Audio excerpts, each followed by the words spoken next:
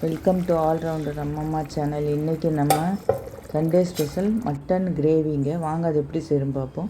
அதுக்கு ஒரு மசாலா அரைச்சிக்கணுங்க.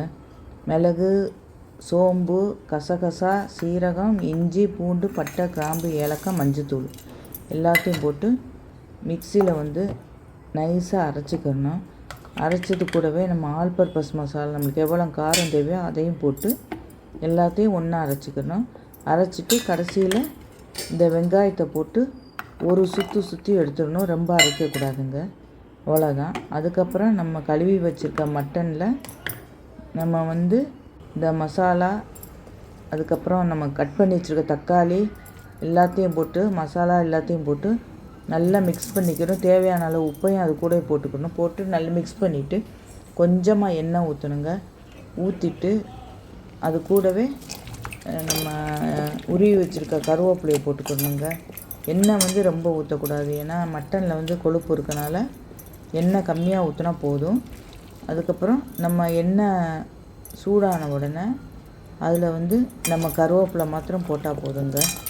கருவேப்பிலையை போட்டுட்டு கருவேப்பிலை நல்லா வதங்கின உடனே அதுக்கப்புறம் நம்ம மசாலா பரட்டி வச்சுருக்க மட்டனையும் போட்டு கொஞ்சம் நேரம் பரட்டி விடணுங்க. நல்லா பரட்டி விட்டுட்டு அதுக்கப்புறம் நம்ம இப்போ குக்கர் மூடியை மூடி 2 நிமிஷம் வேக விடணுங்க. வேக விட்டுட்டு அதுக்கப்புறம் குக்கர் மூடியை திறந்து அதுக்கு தேவையான அளவு தண்ணி ஊற்றி அதுக்கப்புறம் மூடி வச்சு ஒரு 4 விசில் விடுங்க. 4 விசில் விட்டோம்னா நம்ம மட்டன் வெந்துருங்க. இது இளங்கறினால் 4 விசில் விட்டால் போதுங்க. 4 விசில் விட்டு வெந்ததுக்கப்புறம் குக்கரை திறந்து நம்ம இப்போ அரைச்சி வச்சுருக்க தேங்காய் விழுதை அதோடு சேர்க்கணுங்க. சேர்த்து நல்லா கிளறி விட்டு கொஞ்ச நேரம் ஒரு 5 நிமிஷம் வேக விட்டு எடுக்கணுங்க. அப்படி இல்லைன்னா மூடி ஒரு விசில் போட்டால் கூட போதுங்க.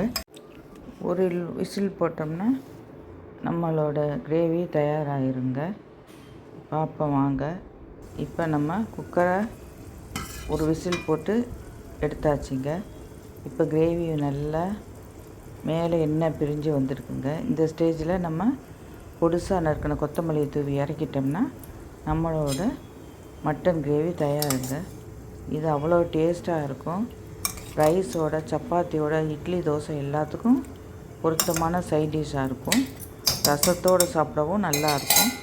இந்த மட்டன் கிரேவி செஞ்சு பார்த்துட்டு பிடிச்சிருந்துச்சுன்னா மற்றவங்களுக்கு ஷேர் பண்ணுங்கள். தேங்க்யூ ஃபார் வாட்சிங்.